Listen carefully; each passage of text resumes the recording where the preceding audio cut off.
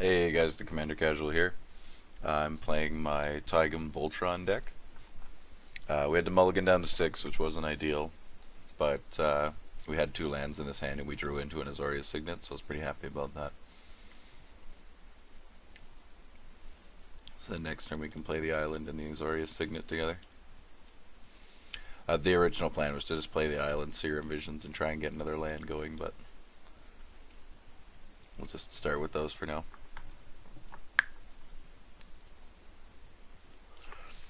We're playing against Rhys the Redeemed, so probably like an elf token based deck for the most part. Sliver Queen, which is going to be, it's probably just kind of like a 5-color anything deck, so it's probably like a specific deck like built around like a combo or a specific theme. Tokens is a popular theme for this one as well, but I honestly just don't know what it's going to be until we start seeing some cards. Could be slivers, but usually I find like when it's Sliver Queen as the commander, it's like a 5-color anything deck. So, and we're playing against Mogis, God of Slaughter. Now I'm assuming this is going to be kind of a devotion-y style kind of group pain deck. I'm working on my own kind of Mogis group pain deck right now. I don't want to do that is focuses heavily on kind of pillow forting and devotion, but we'll see what this guy has in store for us. It's got a Graven Cairns and a Blood Crypt, and that's it. Okay, so we're just gonna Azorius Signet here, then pass the turn. We'd really like to draw a land, so if we don't draw a land next turn, I think we're gonna Serum Visions. I'm gonna try and fix our draw a little bit.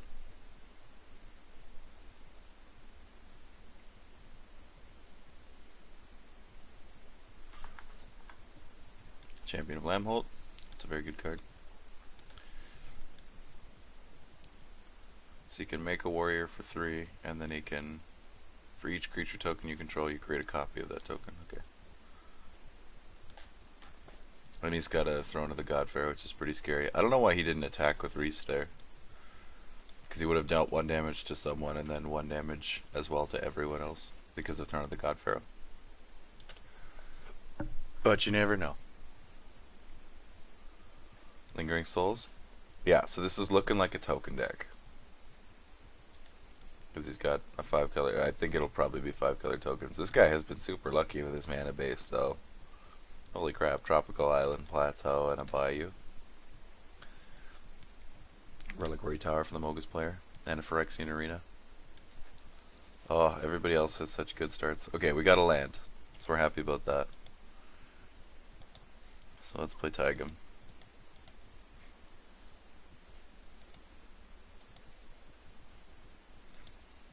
Forget about the signets being annoying.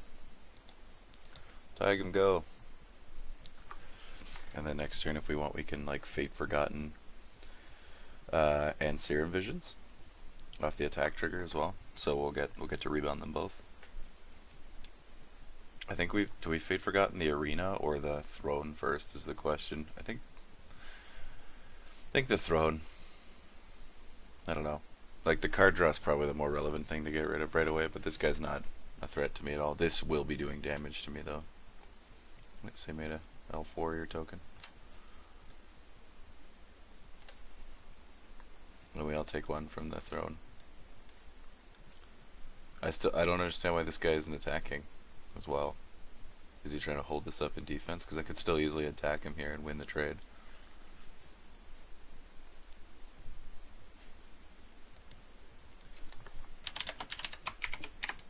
We're playing this on Christmas Eve. I'll probably post it today as well. So, Merry Christmas and Happy Holidays to those that don't celebrate Christmas. I'm not particularly religious in any sense. I just celebrate Christmas because it's a big family holiday for me. Not because I associate it with any particular religion. Which might be kind of ironic, but whatever. That's how I was raised. So that's how I celebrate Christmas. But yeah, happy holidays to all of you. And I guess if you're not celebrating anything at all, I guess you probably have some time off from work, hopefully, or school, or whatever it is your commitments are. So enjoy. And a Taiga. Jesus. He hasn't... Oh, he's Scalding Tarn for that, okay. Garrick, Wild Speaker. Untap lands and make tokens. Yes, this is looking like a token deck. 5-color tokens. This is probably going to be pretty cool. What was that? Gift of Estates. Opponent controls more lands than you. Search your library for 3 plains cards, reveal them, put them into your hand. Search your library.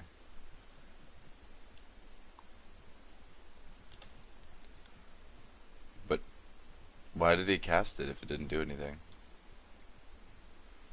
No opponent controls more lands than them.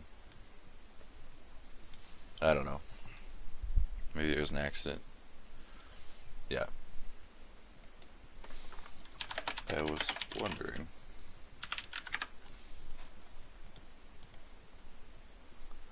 Yes, we're gonna be... Yeah, see, so this is looking... It's a drain deck, right? So they run a bunch of drain effects like that. Like, slowly... It's like it's an attrition deck, I should say. So we just go to... Nobody has any mana up, so that's nice. I think we just attack this guy. Crombopulus.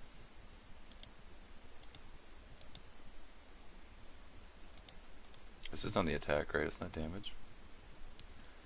Attack this turn. Okay, we're gonna go for Garrick, just because he's a little scary.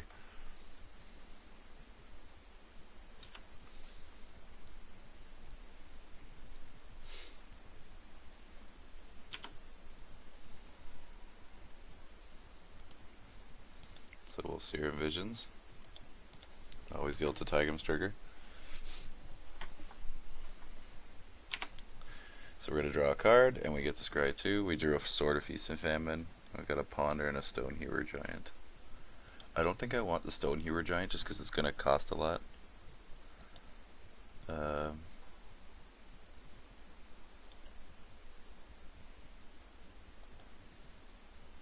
don't think I want the Ponder either, honestly. I just want higher value cards, if that makes sense.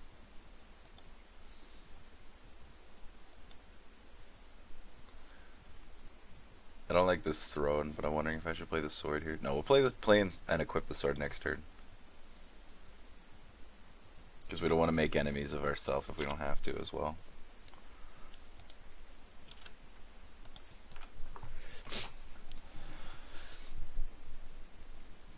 Getting stuff done. Then next turn we get to Fate Forgotten again and Serum Visions again, which is nice.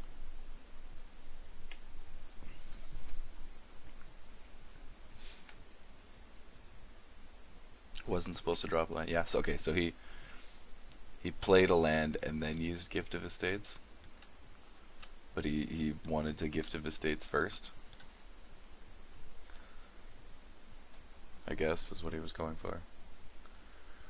I think he probably planned out that turn beforehand and then upon execution messed up the order.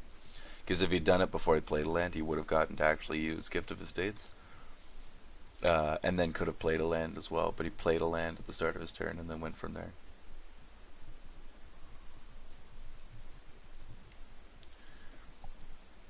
Tangible Virtue. I might have to get rid of that too, actually. I don't like this guy having a Phyrexian Arena, but it's not that scary compared to what this could do in his deck. Especially because we're probably going to take some crack back here.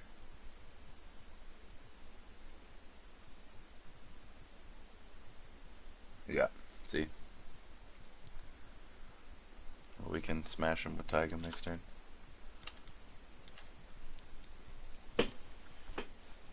We can also get rid of his Intangible Virtue. Harvest Season, yeah, so he's gonna ramp too. That's funny. The Intangible Virtue is kind of a non-bow with the Harvest Season and Throne of the God Pharaoh, just because it gives them vigilance. So, and both of the other cards rely on the tap. So,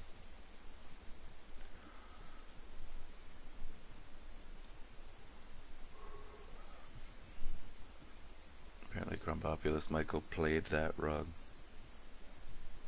Okay. Does he mean he should have attacked and then used Harvest Season and played Intangible Virtue? Godless Shrine for our 5-color tokens player.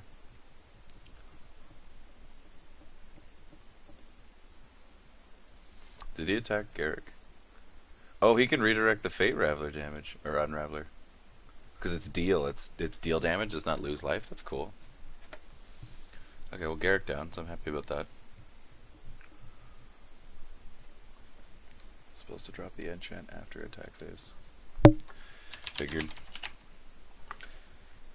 I spelled that wrong, but I figured that he meant to get an extra land off of Harvest Season, which lets you get basic lands based off the number of tapped creatures you control. It's a really good card. I'm surprised it doesn't see that much play. Or at least I haven't seen it see much play. He's going to play his commander, probably. Or I don't know, like a Maelstrom Nexus. Yeah, just his commander. 7/7 for 5, they can pump out little tokens. Pretty good. It's pretty good.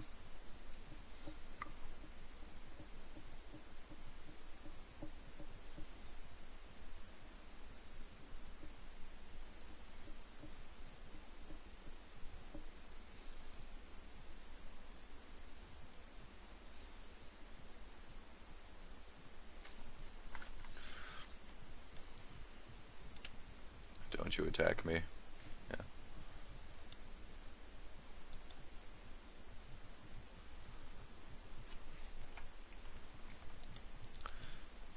Heck yeah, we'll cast Serum Visions.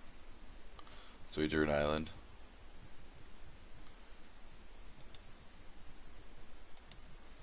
Put that island on the bottom. And then we'll leave this on top because we'll draw the Swiftfoot Boots.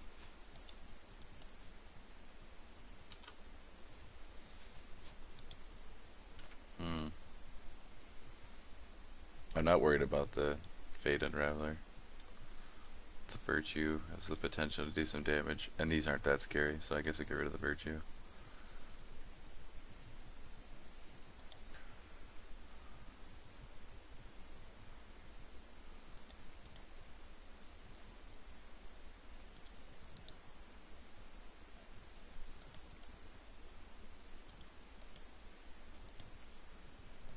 If we're going to use Sword and Feast and Famine, we might as well tap our lands rather than our artifact.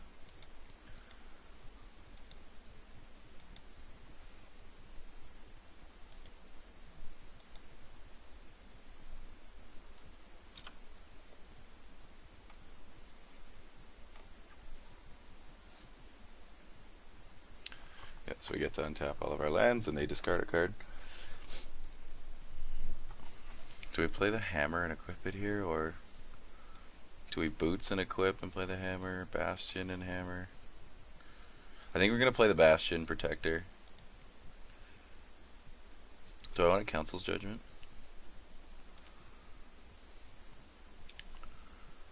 Maybe I'll council's judgment and play the protector or the hammer or the boots and equip it. Can't talk. Yeah, that's council's judgment because we'll get to do it again. We want to abuse that. Vote for an outland permanent.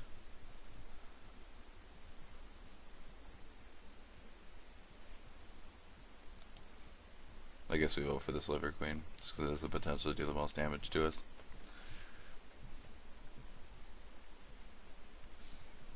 Hopefully we can get a bunch of things here.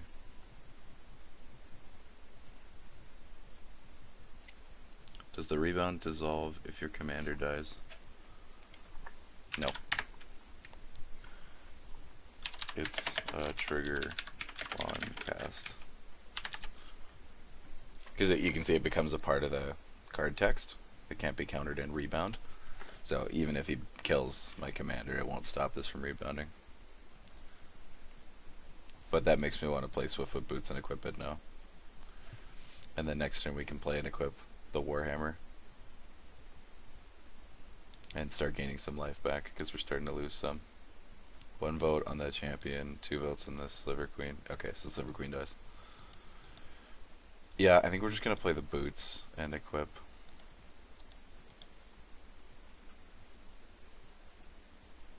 There we go. Sweet. That was a good turn. And then, yeah, next turn we get to Council's Judgment again. And we can play and equip Loxodon on Warhammer, then attack, untap all our lands, play Bastion Protector and something else. Hopefully. then Taigam will be super well protected because he'll have hexproof and indestructible if we get the Bastion Protector down.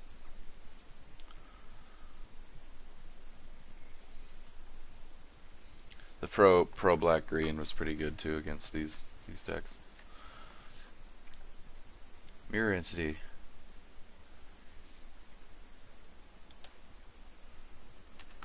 This could hurt a lot. If he just pays 4 and swings, which he might just be doing here. Nope, he's gonna pump out another token.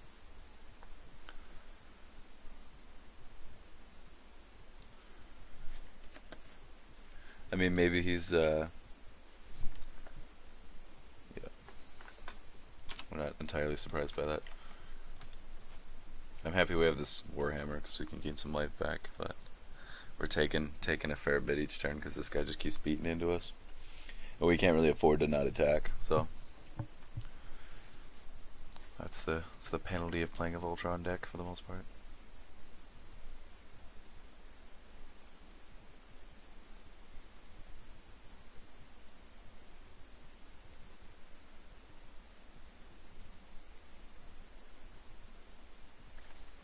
This guy could just totally kill me next turn, can't he?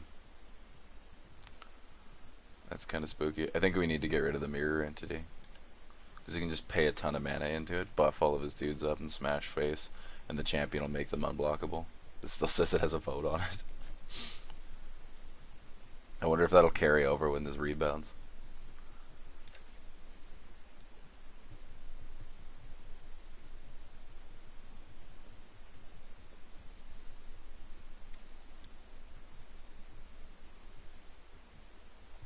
When its powers threaten, the council speaks with a unified voice. Neat. I had a bunch of people tell me I have a YouTube voice. I don't really know what that means, but I'll take it. Got it. Or a voice for radio. And then people like to follow up with the joke and saying that I have the face for radio as well. It's nice. Thanks, guys. Appreciate it.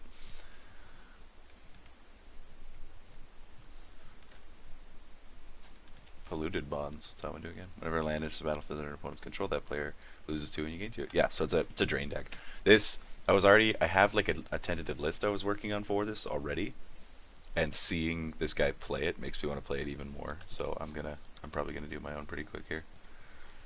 Just build my own kind of pain and drain deck. Cast this one.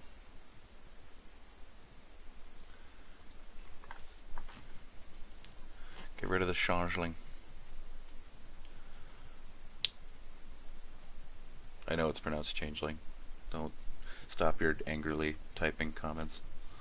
Stop it. Stop. I told you guys before, I've just got a fragile ego.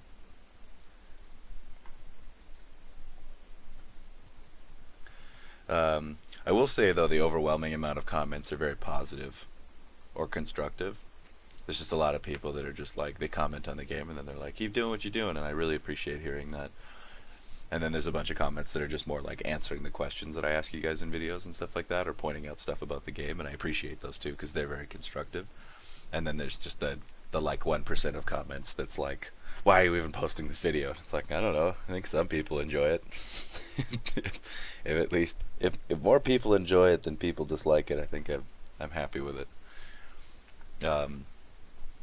But at the same time, it's kind of like, if you don't like I've had a couple people comment on some stuff, and it's like they're repeat like commenters, and it's kind of like, if you don't like it, then why do you keep watching it?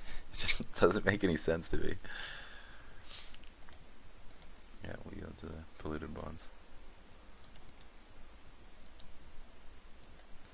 because it's like it's the very 1%, because it's usually like the same 1 or 2 people.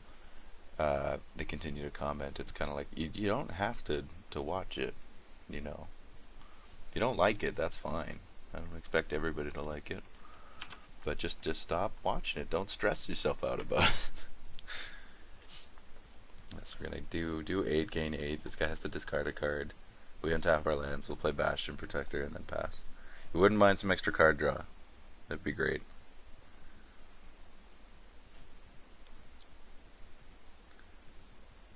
protection from black and from green, haste, hexproof, lifelink, trample, commander. Instants and sorceries and dragon spells you control can't be countered by spells or abilities. I know that last bit of that text is kind of forgotten in this deck because there's no dragons in here, and I'm sorry for that, but they just didn't make the cut. There's some really good dragons in like blue and white, like Sunscorch region or whatever it's called. The one where it's like whenever an opponent plays a spell, it gets a counter and you gain a life. That card's ridiculous. Because it's like Taurian Mauler or Mana Gorger Hydra or was it Forgotten Ancient? Yeah, that one too. There's a whole bunch of them that do that ability, but he gains you a life each time too, and that actually racks up just in multiplayer, just because there's so many people casting spells.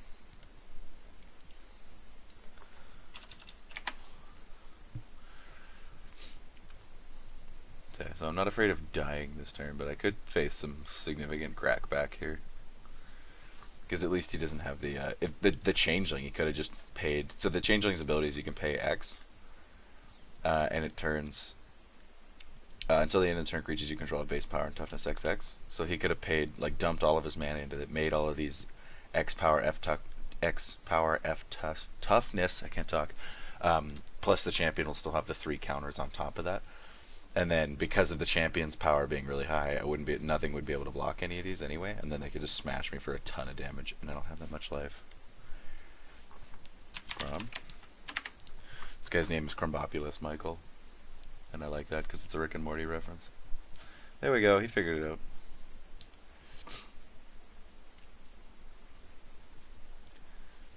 It's sad that I kind of have to pick on this guy, but that's kind of just how Voltron decks work. Like, sorry, Chaos in the house. No worries. It's the 24th. I get it. It's Christmas time. Bastion Protector.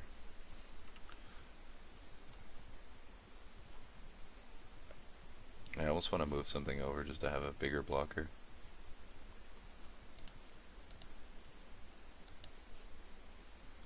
Yeah, we can do that. For safety. Because, I mean, we've got lots of mana now, and we're only going to draw 1 card next turn. Unless we draw a card, draw a spell, in which case we'll be drawing more cards next turn.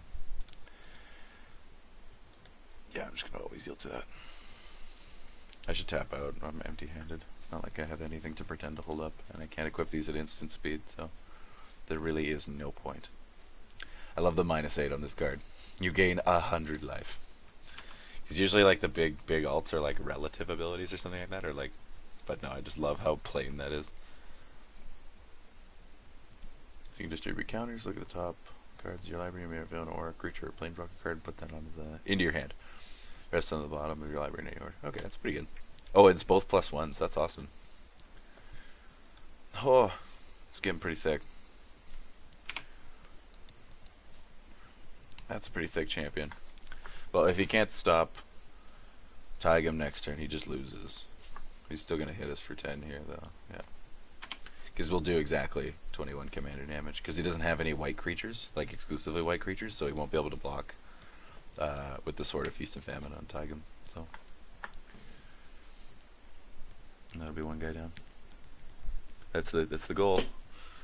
That's the hard thing about Voltron decks is not that you can't kill people, it's just that you rarely win, I find. Because, like, even if you get a really explosive start, you just get ganged up on. So you might manage to kill a player, or even 2 if you're lucky, and then you just end up with, like, dead. And then a lot of times Voltron decks, like, if you have more of a regular start like everyone else here, you might manage to take someone down, but it's unlikely that you'll win because you'll kind of exhausted all your resources on doing that. So, like, I had to Fate Forgotten. Well, I didn't have to, but I did Fate Forgotten 2 of this guy's things, right? And I will have counseled 2 of his things as well, right? So I've been blowing all my resources trying to get rid of his stuff so I can continue to beat on him and not die to him. So that's as well as that Voltron decks get a lot of hate just from the board in general and whoever you're attacking, right? Because if you're such an imminent threat to them with commander damage, they won't rationalize, like, doing anything else to anyone else because they can't afford to leave you alone because you'll just kill them.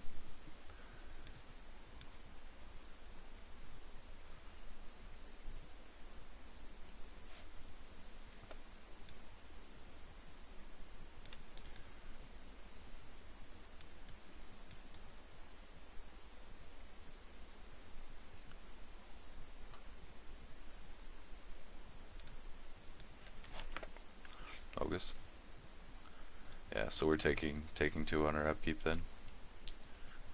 That's not ideal. Oh, we won't exactly kill him next turn if we put on the sword, because the Bastion Protector gives him +2/+2. I'm gonna always yield. And no, we won't sacrifice a creature. So we take 2 instead. This guy's just gonna concede. We're gonna play land. Actually, I probably shouldn't have played that. That was dumb of me. Whatever. I should have just held it instead of taking the damage. I'm just gonna attack this guy. Because I can get in for free on this guy. This guy could, like, I mean, he could block. It's still trample, but... I don't know, this guy's the one doing the damage to me, really, so...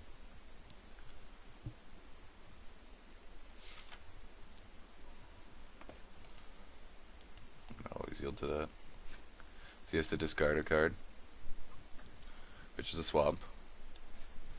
And then we're gonna re-equip this sword to the Bastion Protector. What's this cost to equip? 3. Do we do that as well? I think we do. Because then we can gain some life off the block. I mean, those are all flying, which is kind of spooky. Because that's 10 damage in the air, but... Did we not? Oh, we can't gain life because of Erebos. So I was like, how did we not gain any life back? That's terrible for us, I mean. Oh, whatever, we've got a big blocker now. I'm leaving the Swiftfoot Boots on Taigam, even though he's indestructible, just because I don't want him to get dealt with. Because he's our meal ticket.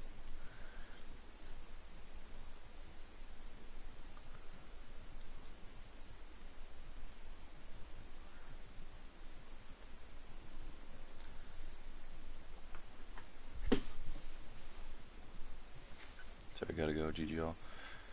Did he really have to go? I mean, he would have died anyway, but... Unless he had, I don't know. I think he was tapped out. I don't think he had anything he could have done. Maybe you should activate... Actually, activating Nykthos doesn't really gain him much here. Crater Hoof. The laziest way to win. That's okay.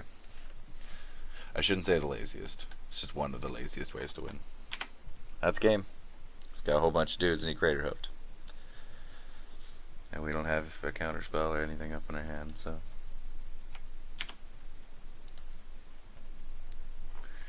Yep, that's both of us dead, I'm sure.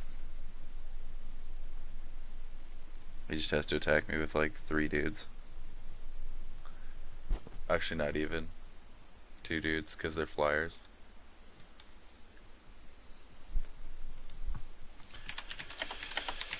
No, I'm not going to be salty in the chat. No, I am.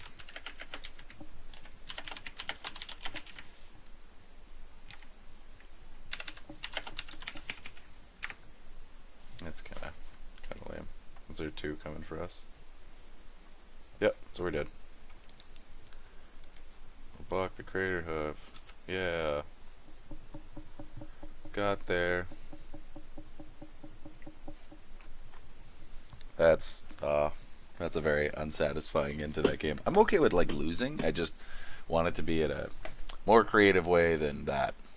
So anyway, thanks for watching, guys. If you liked the video, please like it. I guess if you dislike it, disliked it. If you disliked it, dislike it. You know what I mean. Comment if you have any comments on how the game resolved, or I guess how you feel about Craterhoof Behemoth. If you agree with me, if you disagree with me, fair enough. Please let me know if you have any deck suggestions, like anything you want me to build, or any cards you want me to see me run, or anything like that. Any strategies. I'm always open to suggestions. Please check out my channel if you want to see more videos. Please subscribe if you want to see more videos in the future. And happy holidays, guys. Have a good one.